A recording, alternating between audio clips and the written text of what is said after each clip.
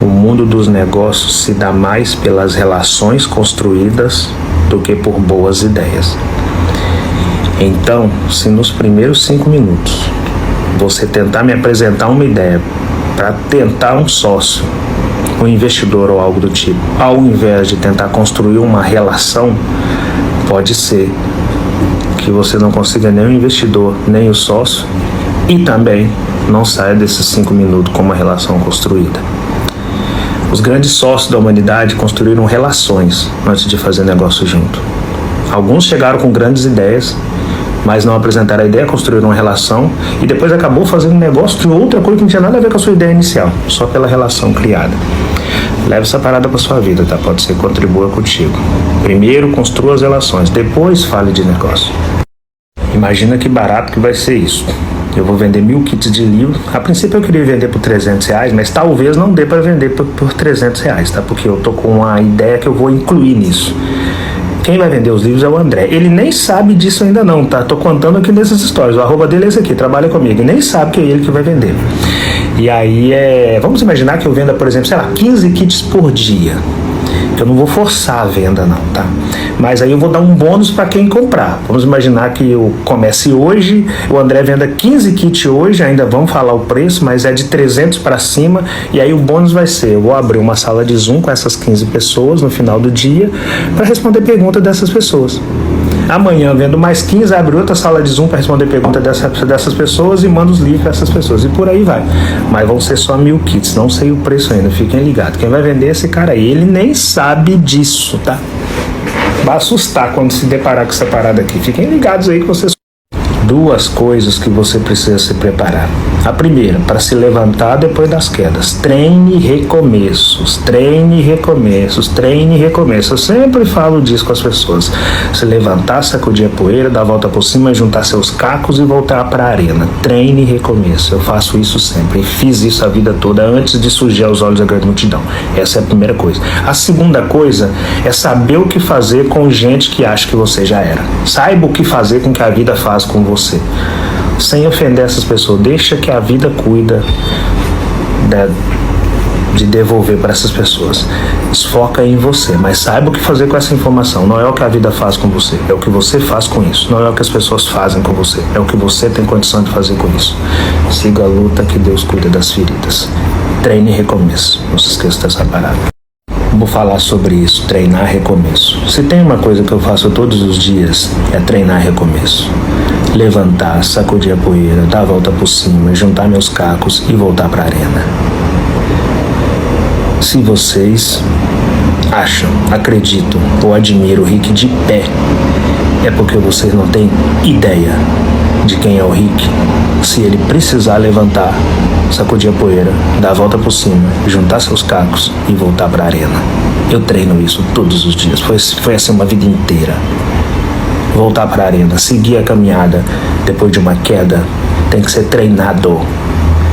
Sucesso é treinável. Não estou falando sucesso de milhão, não. É o sucesso de conseguir seguir depois de uma situação adversa. Isso é sucesso. Então treine recomeços.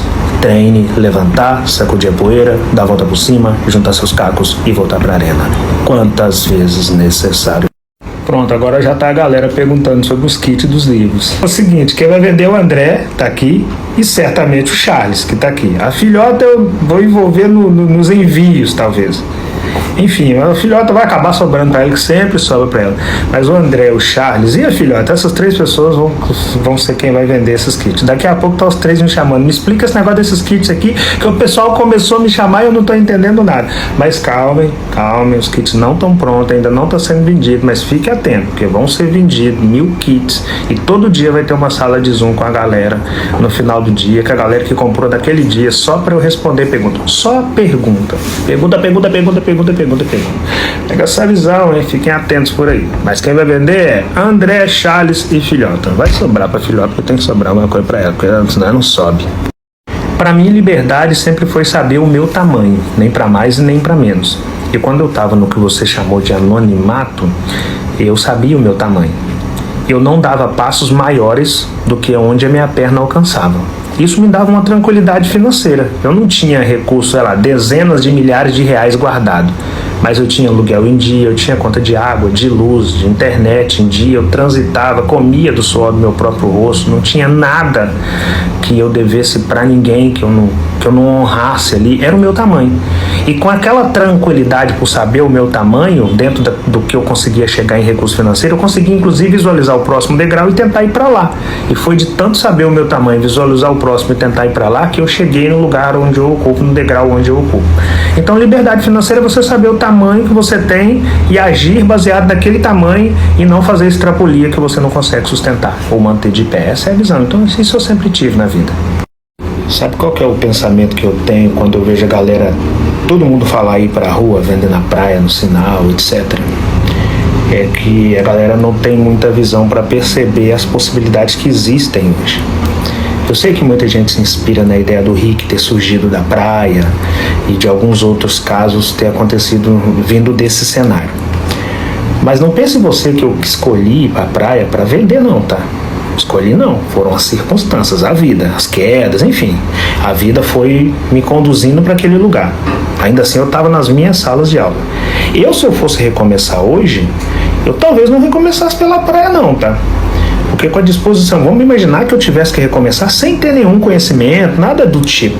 Eu vou até falar sobre isso num próximo Stories para ficar mais fácil o entendimento, que aqui eu sei que vai cortar. Espera só um segundo.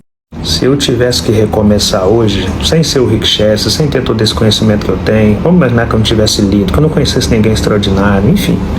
Mas que eu fosse um anônimo que tivesse que recomeçar com essa idade nesse país chamado Brasil. Com muita disposição, com muito empenho. Disposição para ir pra rua, pra praia, pro semáforo, etc, etc.